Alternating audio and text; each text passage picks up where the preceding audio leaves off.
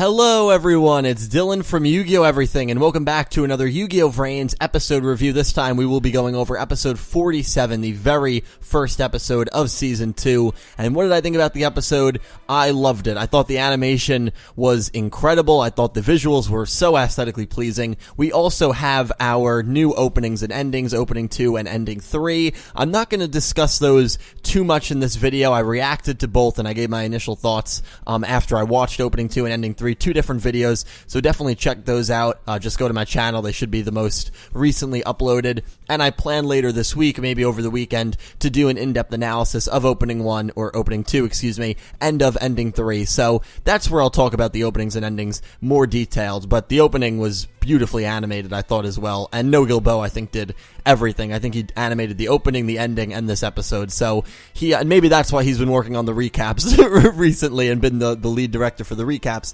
because he had such a big workload when it came to this. But Yugioh is great, and the animation in 47 was incredibly pleasing. We got introduced to a bunch of new characters and just new storylines in general. The episode really kicks off with Playmaker running the hot dog stand because Kusanagi left to visit Jin. We also got to see Jin in this episode, which was really cool, although you gotta feel bad for him. He might be a character that's had it worse than Yusaku, because he's gone through everything, but clearly the incident affected him a lot worse than it did Playmaker, in the sense that he literally can't even speak to anyone, because when he's with Kusanagi, he can't even speak to him, and then we see this faceless spirit come out of the TV and just like stick these 4 dark drills, it looked like, in his face and take his consciousness. The poor guy has gone through so much, and literally it's right after we as the viewers are told by the hospital workers that, like, yeah, he's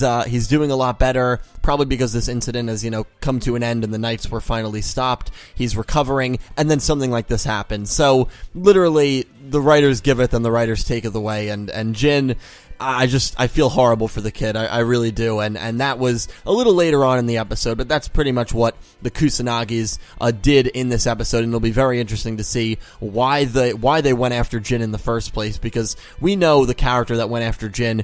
His name is Bowman. He was revealed to us, and we know from the next episode summary who the character in the Yellow Spirit is. It's a character who seems to be working under Hal, who is the small Sora-looking guy. He doesn't look like Sora, but he looks like he could be maybe the brother of Sora, honestly. Same age group. And he's very similar to Sora in the sense that they both were kind of twisted, it seems, but Hal isn't really hiding that evilness like Sora did in the beginning, and maybe they're not evil, but they're clearly going to take on the role as antagonists, and most likely they were the ones who destroyed the Cyberse world, so I think it's safe to say that at the moment, you can view them as antagonists, and I don't think anyone should really question that to this point, but it was interesting to me that Bowman seems to be the muscles of the operation and Hal seems to be the leader. Are there other ones in this group? These are the only two that we know of, and based on the opening and endings, there might not be many people in this group. Maybe these characters were part of clearly they also have some kind of mythical power, because literally Bowman was able to go through the television and Kusanagi couldn't touch him and steal the consciousness of someone in the living world. So clearly these people are from, I want to say, another plane. I don't think they're humans, to be completely honest. So we're going to just have to wait and see. But their backstories and what they're doing and their purpose and all this, very, very interesting. Are they targeting the Cyberse world and victims of the Lost Incident for whatever reason? Who knows, but that is going to be very, very interesting. And it seems like Hal is at least the top commander in that chain, but it seems to be a very small group. It seems to be just him and Bowman, but we'll have to wait and see more stories there and the purpose there. But that is very, very intriguing to me. But they are going after the Cyberse. They are going after, it seems, maybe the Ignis and the victims that were involved with the Ignis. I'm not sure why they picked Jin Kusanagi, maybe because he was the most vulnerable. We don't know where Revolver and Spectre are, and Playmaker is Playmaker, so who really knows? And we know Soulburner is going to be showing up probably soon, maybe even next episode, so that'll be interesting, and he is obviously a victim as well. So very interesting there. Link VRains looked beautiful. Back to where I started, way before I got on that tangent. Playmaker Yusaku was running the hot dog truck, Aoi came to formally thank him. There was some awkward conversation. I love their awkward conversations, honestly. And Aoi basically said that, you're not going to get hot dogs if you have a mean face like that. And I don't think many people are going to come to the stand because of the events going on in Link VRains. She didn't say it straight up. And in fact, she goes into Link VRains and puts on a show. We actually see Link VRains, the new Link VRains, through Naoki's point of view, and the Frog and the Pigeon do a good job of narrating and explaining all the new features. And it seems, I'm watching it and I'm like, man, I wish this was like a real place. This place seems so cool. You have the speed duels, and now the speed duels are legal. They used to be illegal. Now they're completely legal, and the main reason is because of the safety upgrades. If you fly off the edge of the course, you just get put right back on the path, and you can continue to go. You have all these like shops where you can spend points that you can get in the VRains system on like new D boards and new cards and new pack. It just seems like such a fun, awesome place. And hey, with virtual reality maybe not too far away, maybe this is a place that'll exist in 10, 15 years. Who really knows? That would be really, really cool. Imagine if Yugioh was the first company to like patent some kind of virtual reality technology where you could actually duel another person and see the monsters appear. I think it would have the same effect as like a Pokemon Go would have on society. I think everyone would be getting it to summon, Dark Magician and actually see Dark Magician appear in front. It would be so cool. And I think people who haven't even, ever played Yu-Gi-Oh before, I think would literally get the game just to experience it. Or like if Link VRains was a real thing, I think so many people would go into it. So, I don't think it'll ever really happen in real life, but it's something to think about, and I think it would be really cool. You have Naoki walking around. You have Emma spectating. A character that I really, really enjoyed in this episode was Blood Shepherd, not Brad Shepherd, so unfortunately it's Brad as HD. We'll have to wait to make his Yu-Gi-Oh debut, but this was a character who looked crazy sinister. He looked extremely sinister. He was supposed to be the fourth member of Go and his bounty team. And Go, by the way, was it just me, or did Go seem to talk in like a more deeper, monotone, serious voice in this episode?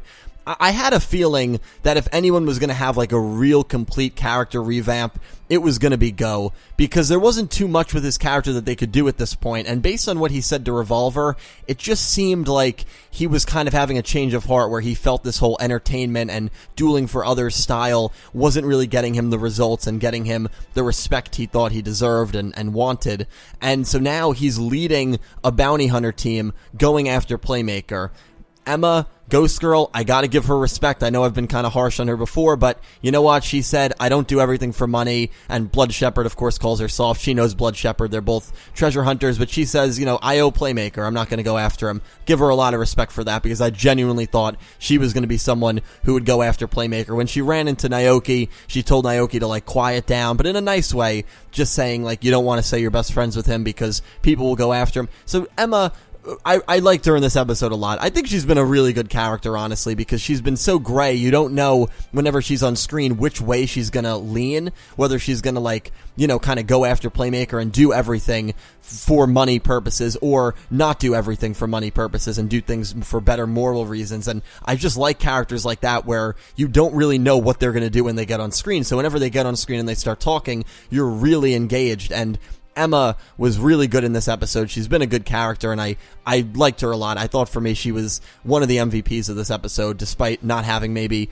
as major of a role as some other characters. But Blood Shepherd calls her soft, says, yeah, this is the reason you're not that good of a treasure hunter. Don't get in my way. I'm not going to show you any mercy. And Blood Shepherd is going to duel Playmaker. Seems capable, but because of the automated Link VRains system, creates a data storm. Oh my god, that was such a funny scene too. When Playmaker's just like, I don't know why you're after me. I don't have any Ignis anymore. And Blood Shepherd's like, then what's that? And Playmaker looks down, and it's I, and he rides Link Karibo through the duel desert. That was so funny. And he's just like, what the hell are you doing here? And Blood Shepherd ends up being forced to log out because of the automated Link VRains system, thanks to the data storm being created. So I'm sure he won't be too thrilled about that. I'm excited to see what like his real life persona will look like. But he's supposed to be the fourth member of Akira's team. We also see Queen. We have to imagine this is the quote-unquote queen chess piece although she is in Link VRains, this isn't her human form. She is in Link VRains. This is her Link VRains avatar. So I wonder why she doesn't have a chess piece avatar, or maybe she has a couple of different avatars. I mean, when you're Soul Technologies, you're the creator of Link VRains. I guess you can have like seven different personalities and 7 different Link VRains outfits. So I'm sure one of her outfits is that queen chess piece, probably for more formal meetings. But when she wants to relax, she's gonna be this kind of like, she looked like kind of a biker chick girl. I really liked her design. She had green hair. It was kind of like a punk chick girl. And the fact that she's like the head of such a major corporation, or at least a major leader, if you want to say the king is probably the main leader of Soul Tech. I thought that was a really cool look because, you know, you picture, when you picture like a CEO, you picture such a general, like, businessy persona, but this girl looked like she was a surfer biker girl, and the fact that she has such power in this universe, in Link VRains, and has such power over Akira and everything that happens, that was pretty awesome. I didn't expect her to look like that, so I really did like her design a lot. And she basically tells Akira, you're in charge of hunting down Playmaker. I don't care if you like him, which, I mean, clearly Akira does, or has some kind of respect for him. You have to find him. If you don't, we're going to relocate you like your other people, probably like Kitamura. His fangirl Hayami did not get relocated. She's still working under Akira, probably as his direct assistant. And she brought in Go, and they talked, and, you know, so that team is going to go after Playmaker at some point, I'm sure. We see the duel between Playmaker and Bowman wasn't really that, I mean, Playmaker got some big damage on him, and Bowman is actually, well, I guess he used a spell link card, right, that, like, added link markers to the board, so I guess that was pretty cool. I didn't see something like that coming ever. Bowman used it. Bowman also had Cyber. I mean, that's also important. I'm saying nothing important happened. That's a complete lie. Bowman also had a Cybers-type monster that Playmaker did not recognize at all, but once he saw that, it inspired I to say, this must be the person who destroyed the Cybers world, and Playmaker was like, what, the Cybers world got destroyed? So, I can't wait until this duel ends and they, you know, talk about things, or Bowman's, you know, actual persona and persons gets revealed. Right now he's just this yellow humanoid figure of light, it looks like, so hopefully he will actually get revealed soon. I imagine it'll be sooner than later. And I'm very excited just to find out why he's doing this, why Hal is doing this, where these people even came from. There was no sign at all of any of the knights. I think the knights are going to be gone for a good amount of time. Another thing that I liked is when Playmaker was like flying in and everyone was like, oh my god, Playmaker's here. You see a scene of like Blue Angel sipping a mojito on a roof, and she's just watching from afar.